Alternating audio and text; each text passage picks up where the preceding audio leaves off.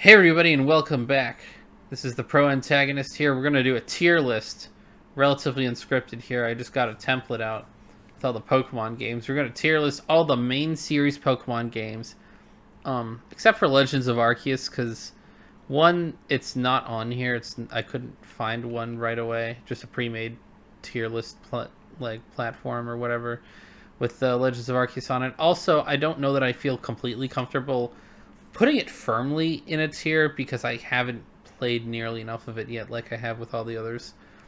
So let's get started and let's go in order of release. We got red and blue, so we'll start with those.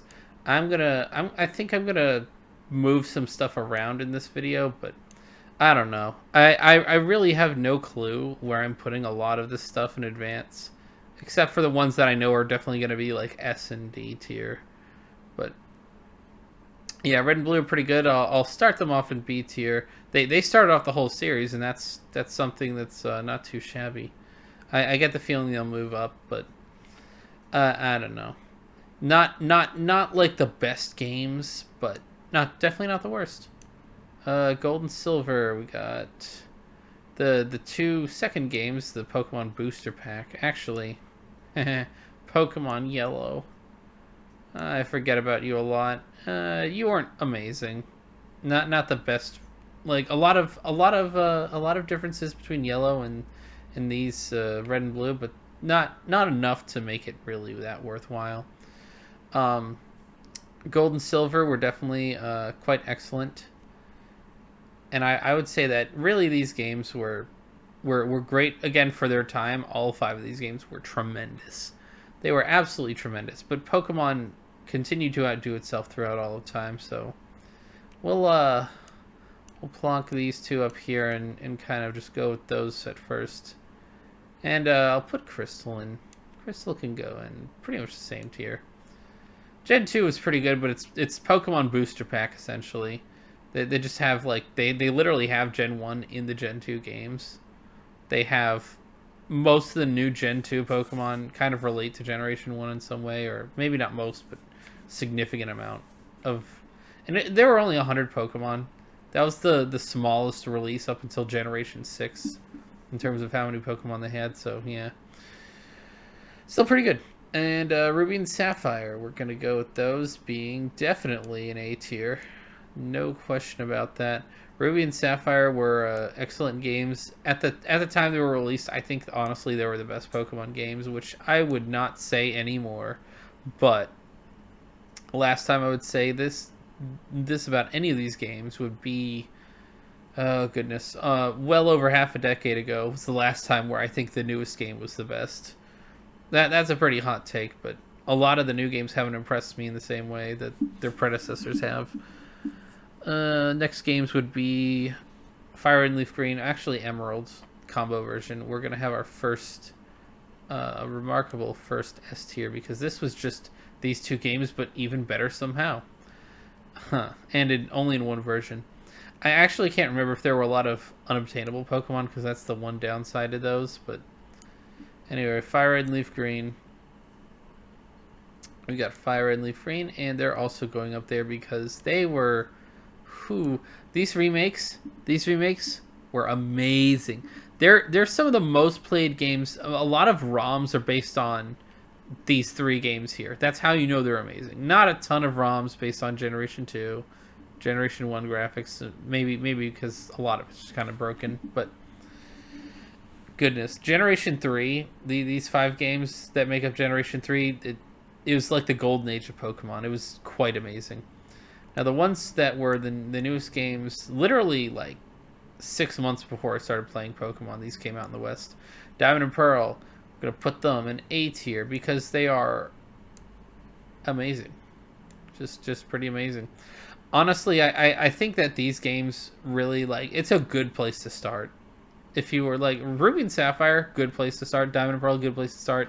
Fire and Leaf Green, good place to start. Especially since you don't have the combo version yet, because you don't know how much better it's going to be.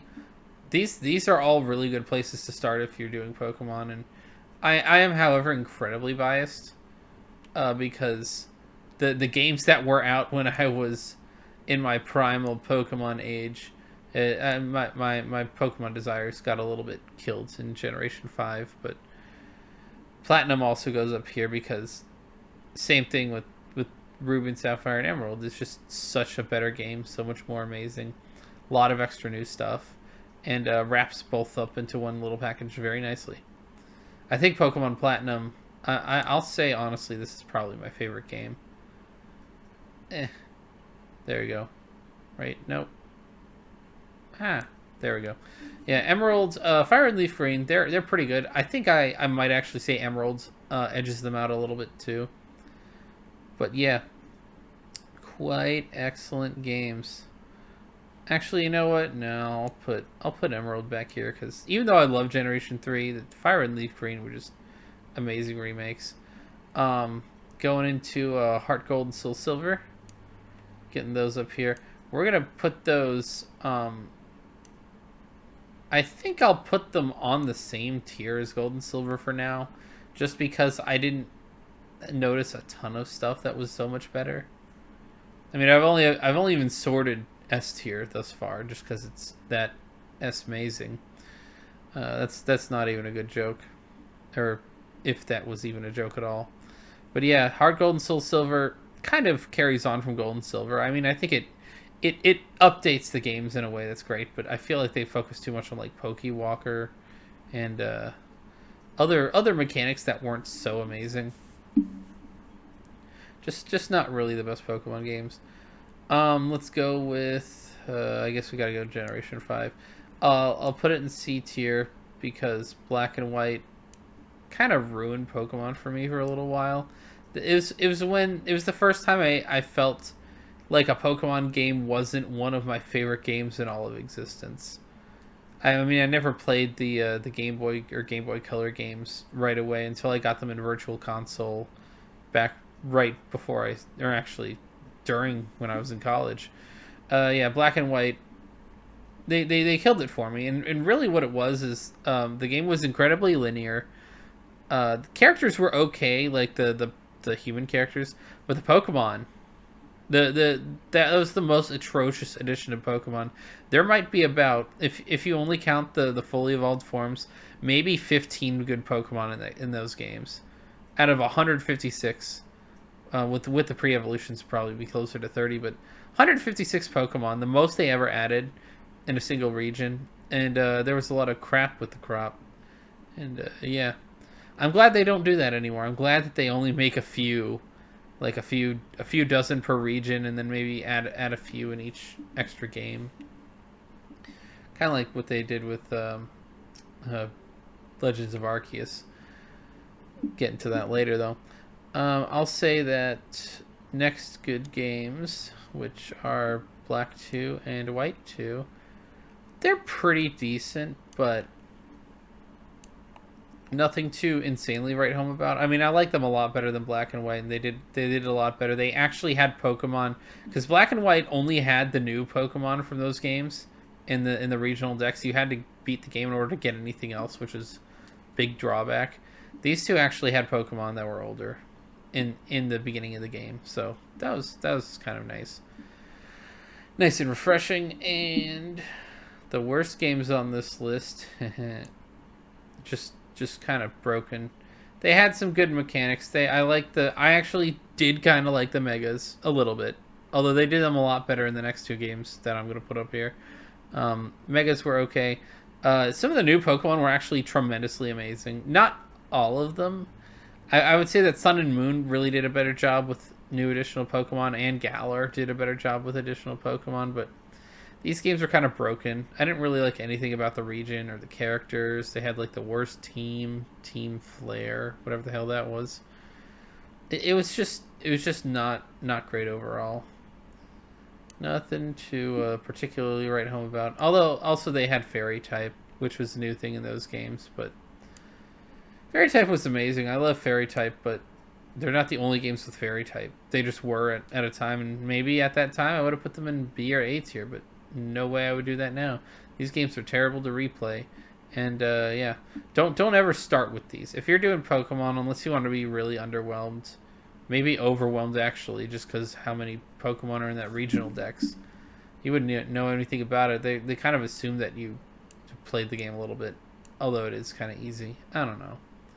These games are hard to identify, other than just they're underwhelming. Mega Ruby and Alpha Sapphire, they are some of the best remakes. These games were amazing because they had even better Mega stuff. Mega stuffed. They were the Mega stuffed Oreos of Pokemon remakes. They really were. They had so much good content. They had so much to do, so much in the after game. It was just, it's just the kind of game where they took everything about these two originals and made it intensely better, even more so than Fire Red Leaf Green did for Red and Blue. I don't know. I gotta put Omega Ruby and Alpha Sapphire really high up there. Next games are Sun and Moon. These were the first games to come out when I was a full-time adult student in college. Sun and Moon were pretty good, but I never really got like super into them because the story made it very hard to play. Because the stupid cutscenes and everything would take forever. Sun and Moon are gonna go in B tier, kind of middle. I think they're pretty decent, and I think their counterparts, Ultra Sun and Ultra Moon, the sequels, I should say, because you have the remakes, you have the ports, and then you got the sequels. The sequels were way better because they had way better stuff and not as stupidly cutscene heavy. But yeah, Ultra Sun and Ultra Moon, and Sun and Moon, the Alola region, great Pokemon. I like that they had the totems. They weren't that bad. I like that they had the new challenges instead of the gyms. I kind of like the new setup for everything. I thought it was a very good divergence from the sort of boring monotony that Pokemon had gotten up to, especially the last two generations, 5 and 6 here. They kind of got stale. Got pretty stale. And I think this is just refreshing. Very nice. Then we got, oh boy, Let's Go Pikachu and Let's Go Eevee.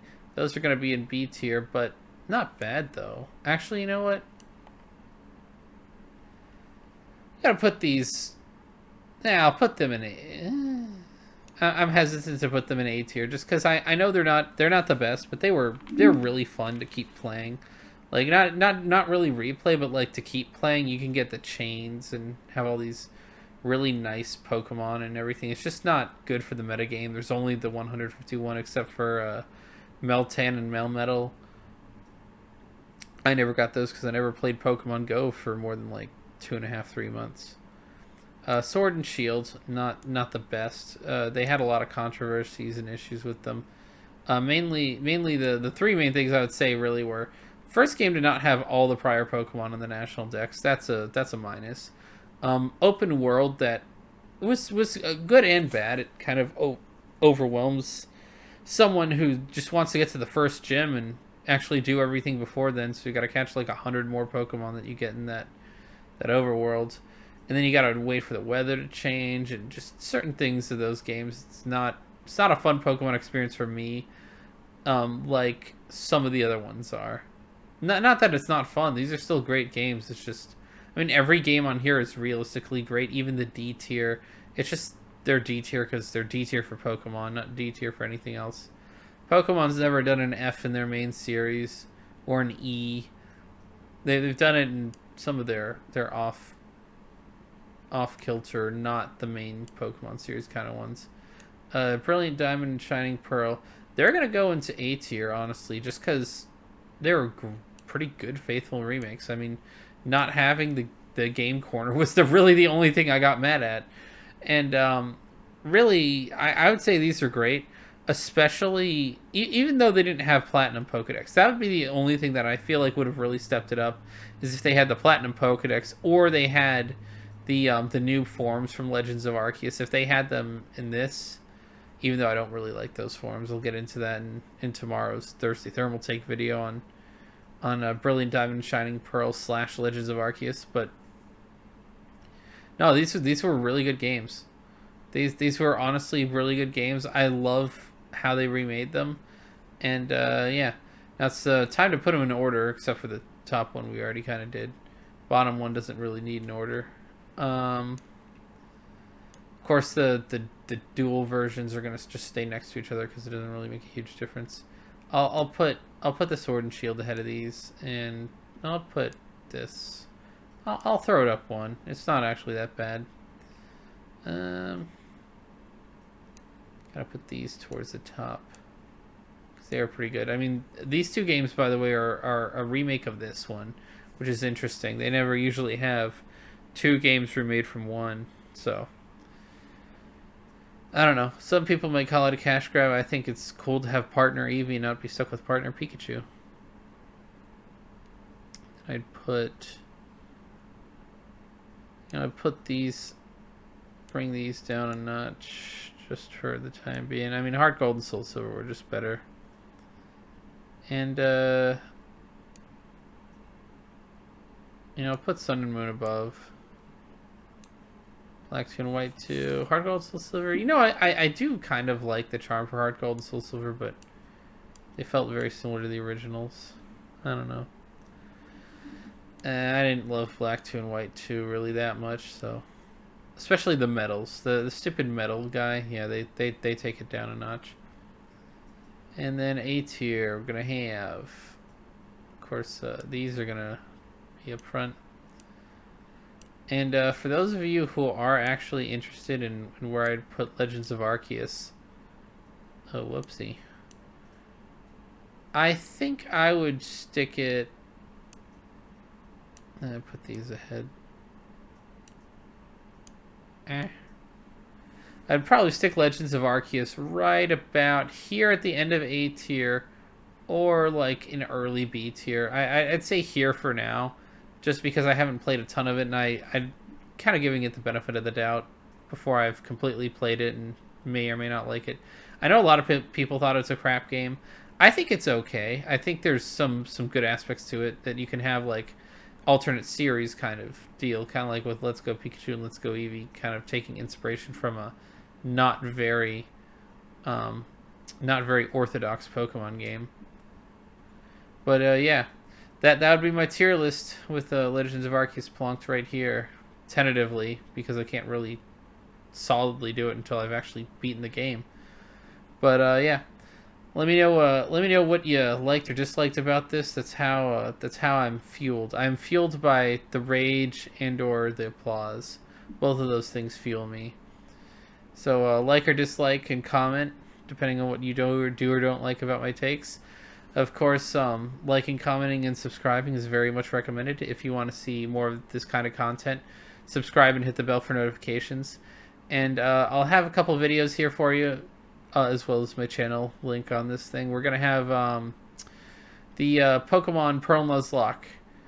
That playlist should be up there. And for the first day or so, you'll see whatever video they recommend you. After that, it's going to be, of course, the video that goes live tomorrow. It's going to be the Pokemon Brilliant Diamond and Shining Pearl / Legends of Arceus reactions by me and my relatively limited knowledge, but still enough to really make accurate assessments of how these games stack up with other Pokemon. And anyway, I'll see y'all next time. Sayonara.